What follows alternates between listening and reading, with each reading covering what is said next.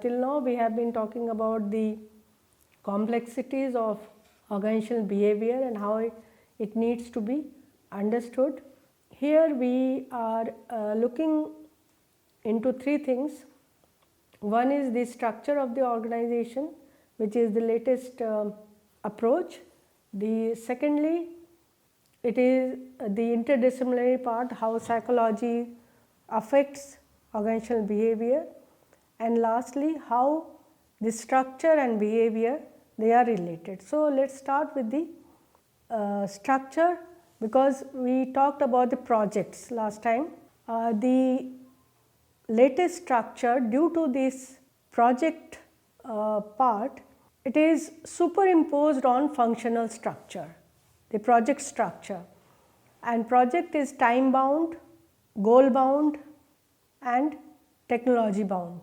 So, when they are integrated into an organization, the result is a matrix, and most of the developing organizations or the organizations which are adjusting to the needs of the time are having this kind of matrix design, and this design is laterally spread and there is no hierarchy as such. There is no line staff division and of course no hierarchy. It breaks the formal groups, informal groups, which emerges usually from the relatively permanent work groups, because there is nothing permanent as such. So, work groups continue changing, and production man in one kind of, say, the national and the international, the production is the same, but there can be national division, there can be international division. So, when they are permanent, there are permanent work groups. When there is no possibility of a permanent work group, then the emergence of informal groups is also not possible. So, the advantage of a matrix design of organization, that it creates a repository of specialists, and these specialists are available for functional structure. We do not have the hierarchical structure, but we have the functional structure. Now, this is very advantageous for the transnational or organizations, multinational organizations which have no geographical boundaries. India can set up its production across the world can set up its production unit. In India, you already know that the IT hub, that is American, the production hub which was Chinese, they are all established worldwide, and these are the transnational or MNCs that we know. Now, these are network of production as well as service providing people, organizations, units, and the central hub. There has to be some central hub, because the control, direction, vision, all these are to be emanating from the central hub. So, they are all around this central hub. Another advantage is that they do not need any particular location or an organization. They can function from different kinds of locations, which is very evident these days due to, of course, the pandemic. Work from home, how is it possible that without going to the organization, people are still working, people are active? Because the geographical limits are removed, and this is basically an outsourcing to different agencies, and these are connected electronically to a central office. But one issue that you have to keep in mind, there is a standard prescribed by the main company, and these standards are mutually agreed when the job contract is signed. So, you may be wearing an apparel, the raw material for which has been provided by a country like Bangladesh or India. It is put into a size or a style as decided by the norms of the society, and they are stitched at a different location, but following certain guidelines. So, this is the advantage of matrix organizations, and it is not that the rules do not sustain themselves, but they are not strictly prescribed, but mutually agreed from time to time. So, there is no permanent fixture as such. The another model is goal oriented model, where the main thing, understanding the goal, that is basically knowing what is to be done.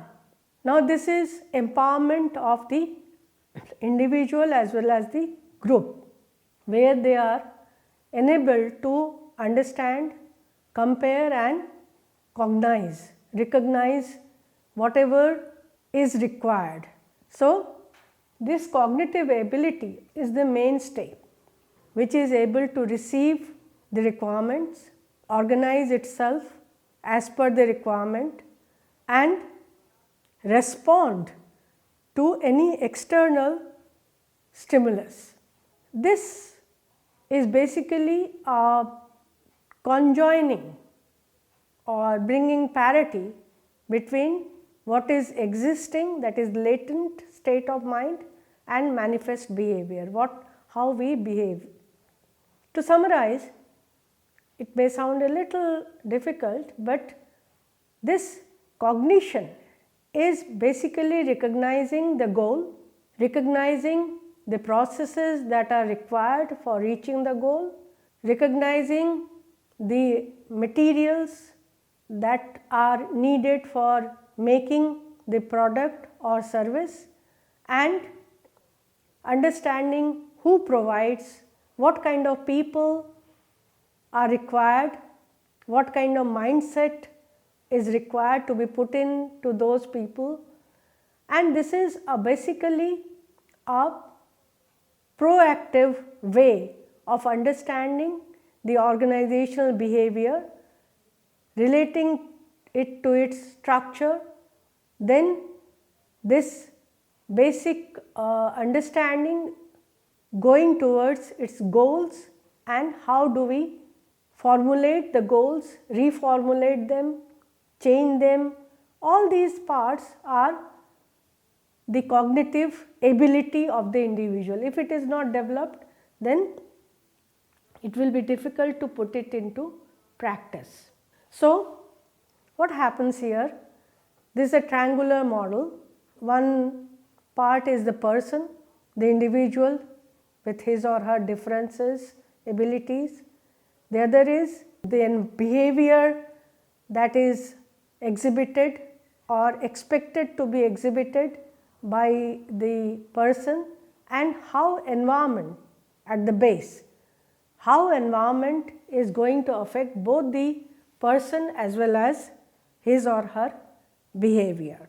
Now, for this we need some psychological perspectives to understand the person, the behavior and the environment. I mean, the first one to start was Freud's. You are all familiar with this name, very popular. Here what he has given is the frames of mind which are in conflict with each other, and these three you always know: id, ego and superego. What do they mean? And let me briefly tell you. Id is the basic latent energy that we are born with, meaning like a child. The child wants to do whatever he or she wants to do. That is the id, but it does not have any action. It may be in the managerial mind, the power, that is id. for the manager. Ego is the active component of the mind, where how to put those desires emanating from the id are to be achieved. So ego is the worker. Even manager is a worker. So just don't restrict the term to workers at the blue collar level. It is applicable to all. Whosoever works is a worker, and that is his ego. Do whatever the id wants you to do. And the superego is the social conscience. Here is the environment. Superego is basically restrictive in nature, which tells you what to do, what should be done, what should not be done. So id, you can, if you put it grammatically, is what is there by nature. Ego, how to put into function what is there, and superego is the whether it should be done or not done. So that is how the management and organizational behavior is understood. And the other is the unconscious motivation. Whatever is suppressed, especially coming from id, and not put into action by ego, becomes your unconscious motivation. But that is for the psychoanalyst to go into. But for our understanding, the organizational behavior can be understood to some extent, but is too static in its nature, Freudian approach. The other is we already discussed, is the cognitive approach by Tolman, who emphasized the positive and free will aspects of human behavior. The behavior is not taken as irrational or motivated sexually by the human being, rather it is understanding what we cognize and what we understand and we want to put into practice by our free will. This is giving a freedom from the restrictions that have been imposed by Freud. Next theory that helps us in understanding behavior in organization is the behavior theory. Here main thing is the stimulus, what causes behavior and what is the response. The SR theory, stimulus response theory, response we take it as manifest behavior, not automatic like eye blinking or knee jerk, but something which can be caused. And Pavlov is one of the names that I can put in here, who said that the behavior can be conditioned and behavior can be caused by certain stimulus. So this is the stimulus response theory, and it is also, will come in the later part, also applied to organizational behavior. The behavior is just not restricted in stimulus and response. For example, to the hungry person give the food that is a stimulus, and the response is eating. Same way, you give certain instructions, that is the stimulus, and the worker behaves as per your instructions, that is the response. Next part that we come is that is just not S and R, it is there is a C, that is consequence.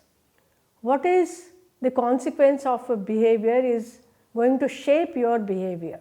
The behavior which leads to negative consequences will be extinguished, will be removed, and the behavior which have pleasant or positive consequences will be repeated. So the mainstay here is that whatever behavior you expect in organizations must have pleasant consequences, then only you can expect it to be repeated and maybe modified in a pleasant way. Then we come to another perspective, which is SOR, which is stimulus, organism and response. The focus is on individual differences. Every organism is different. No two individuals are same. So, the whole approach is that the individual is a component, his or her socialization, understanding, abilities, these are intervening between the stimulus and the response.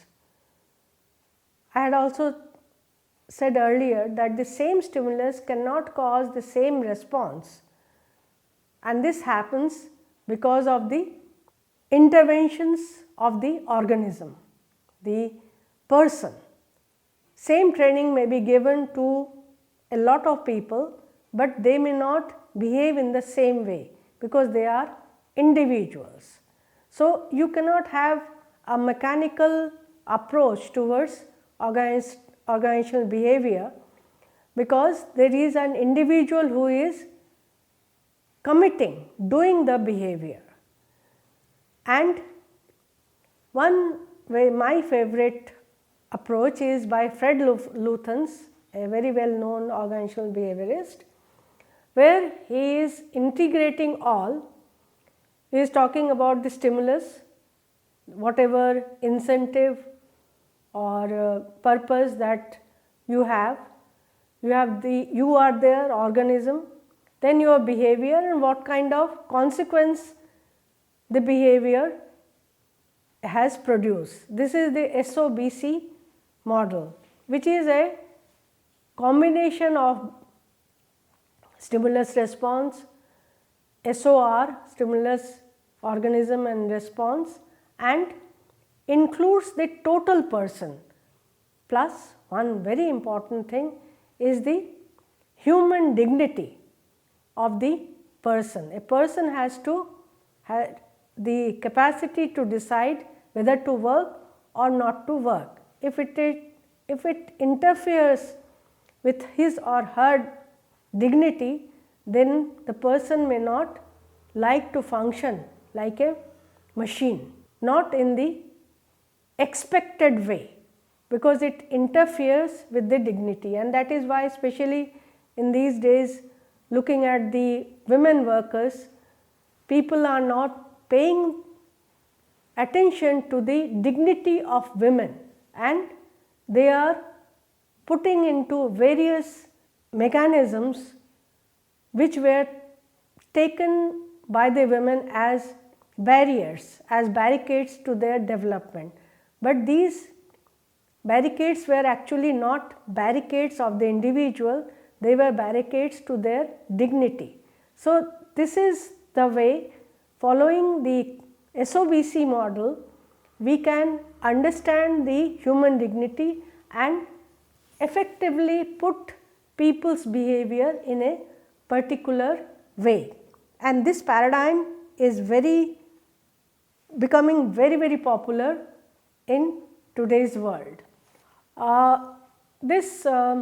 Another thing is social learning by Albert Bandura, where Bandura took this position that behavior is continuously reciprocal interaction between cognitive, behavioral and environmental determinants, meaning thereby that according to Bandura, people usually pursue what is socially learned. In other words, what is socially approved, and this social learning is a major factor in affecting behavior, especially in organization. If the union says don't produce, they don't produce. As an individual, they may not be in tandem with union's instructions, but people look for social approval, and this is how this society runs in a positive manner and the barricades are removed, which is contingent on socially approved objectives. Let me remind you here that organizations do not have their own resources. They are allocated by the society, and society will allocate only if it is approved, and society looks into the objectives why. So, let me remind you at this, the why, what and how, all these questions are put. So, if you want to put it in a model, it is a systemic model where the input is the resource, throughput is the process by which it may be a machine, it may be a human mind, it may be anything, throughput, whatever you put for action, and the output, the resultant factor. It can go back again, the output may become an input for future action. Now, in the formal organizational system, the throughput is decided by the organization and it has to be in tandem with individual system, that is IS, and social system. So, FOS, IS and SS, all these are working in tandem for any organization. The interface between the three has to be understood, because the formal organizational system, that is the FOS, is usually in the driver's seat and it affects the individual system as well as social system, and ultimately the result is the organizational behavior. But please remember, OB is not an end in itself. OB is a mean to achieve main output of the system, namely organizational effectiveness. That is a prime objective. To be efficient is different to be effective. Let me just explain it here. Efficiency means that if you are putting in 10 rupees, it should come out at least 11. It must become 11. But that is the efficiency. Effectiveness is that what are you going to do with that extra 1 rupee for the human being, for the society, for the world, for the environment. All these things, multiple things, they become organizational effectiveness. You just can't exploit the nature and become rich. You are not being effective. You may be efficient. You just can't keep on running your car and pollute the environment. You may be efficient but not effective. So, at the end of the day, it is the effectiveness which matters, and effectiveness is what determines the positive behavior of people, because OB can be both positive and negative. So, let me tell you that the positive behavior needs reinforcement and negative behavior, detrimental behavior, needs change, that is the modification. If you reinforce the positive behavior and modify the negative behavior, because you cannot totally obliterate the negative behavior, it leads to organizational effectiveness, which is the end result, which should be the end result of organization. And we have already talked about the interface between technology and human resources, which creates a structure, and structure should not be rigid. The whole aspect is authority should not presuppose anything, and leadership indicates managerial style. Actually, In today's world, the manager is not manager only, he or she is an organizational leader. That we have to keep in mind. And the metric design we have already talked about, and the advantage of metric design is it creates a repository of specialists, and you know whom to consult by this information. The OB models we have already talked about. Let me briefly tell you, there is custodial model, like a university which does not have a financial gain at its objective.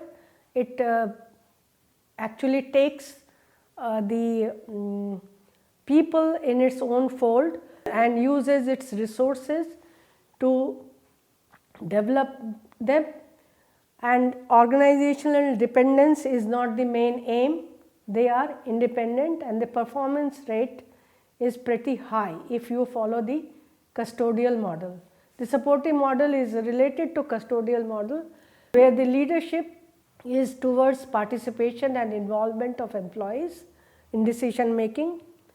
And then we have the collegial model, the team concept, the group concept, the project concept. Responsibility is the mainstay of each and every individual employee.